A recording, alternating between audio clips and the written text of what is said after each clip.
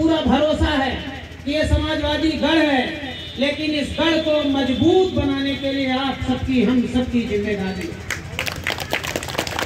वैसे तो आपका मैं परिचय कराना हल्का होगा, क्योंकि बाराबंकी जनपद की हर ईंट में बाबू बेनी प्रसाद वर्मा जी का नाम सुनहरे अक्षरों से लिखा है, और शायद बाराबंकी का कोई नेता इतने बड़े बड़े पदों पे रहा होगा या भविष्य में कोई होगा, मुझे नहीं लगता है।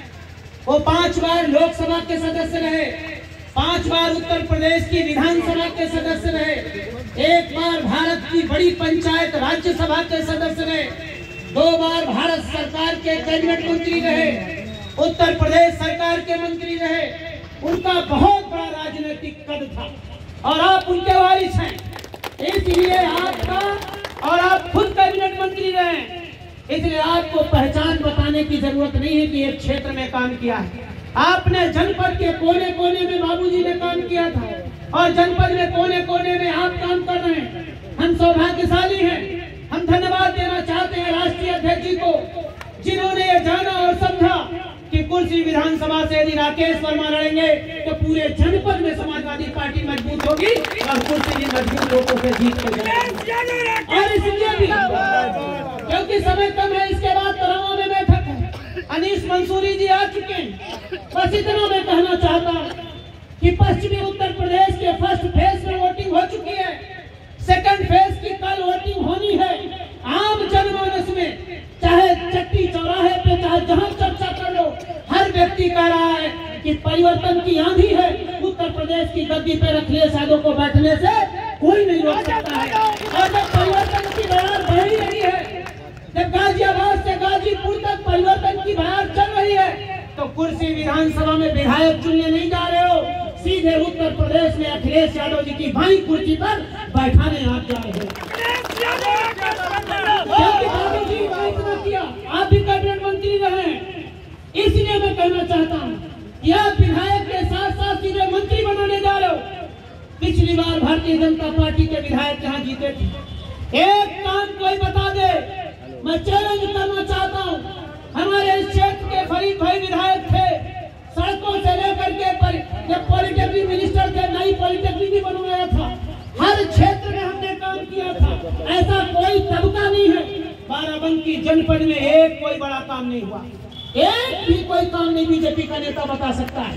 केवल इनका जो एजेंडा है उस पे ही बात करना चाहते हैं।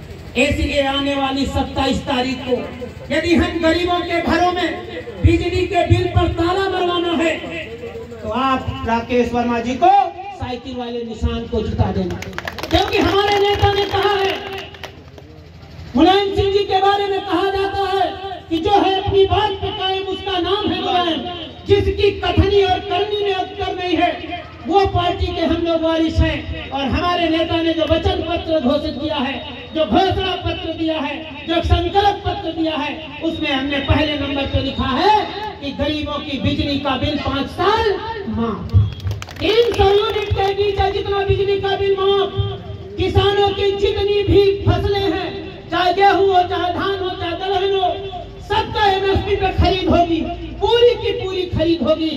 और जिनकी 2 एकड़ से जमीन कम है, वो हमारी भारतीय जनता पार्टी की सरकार में हम लोगों को खाद के लिए लाइन लगना पड़ता था। हमारी सरकार आएगी, लाइन नहीं लगना है, हर किसान को 2 बोरी डीएपी और 6 बोरी यूरिया फ्री में दी जाएगी, फ्री में दी जाएगी। और हम जो कहते हैं वो करते हैं। हमारी कथनी करनी में अंतर नहीं है। सिंचाई चाहे सरकारी ट्यूबवेल की हो, चाहे नहरों की हो, चाहे अपने ट्यूबवेल की हो, पूरी की पूरी सिंचाई माफ की जाएगी, दवाई माफ की जाएगी, केजी से लेकर पीजी तक, 0 से लेकर पोस्ट ग्रेजुएट तक शिक्षा फ्री की जाएगी। क्योंकि नेताजी ने कहा था कि रोटी कपड़ा सस्ती होगी, दवा पढ़ाई मुफ्ती होगी। भारतीय जनता पार्टी के लोग वोट के लिए गल्ला फ्री में दे रहे हैं, सिर्फ मार्च तक, सिर्फ मार्च तक। हमारे नेता ने कहा है आप सरकार बनाइए, हम 5 साल गल्ला फ्री देने का काम करेंगे। नहीं, डीजल और पेट्रोल की मांग लगातार बढ़ा रहे थे। उत्तर प्रदेश का चुनाव घोषित हुआ, इन्होंने उस पर दाम बढ़ाने पे रोक लगाया। जिस दिन चुनाव खत्म हो जाएगा, देखना यहाँ डीजल पहुँचाएंगे 125, पेट्रोल पहुँचाएंगे 150। आप समाजवादी सरकार बनाइए, यदि आपके पास मोटरसाइकिल है तो आपको हम लोग पेट्रोल फ्री में देने का काम करेंगे और डीजल पेट्रोल को नहीं बढ़ने देंगे। उत्तर प्रदेश में चाहे अपने खजाने से देना पड़े, लेकिन हम दाम नहीं बढ़ने देंगे।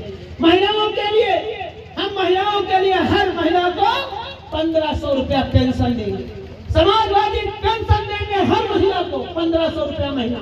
जो बुजुर्ग होंगे उनको वृद्धा पेंशन 1500 रुपया महीना।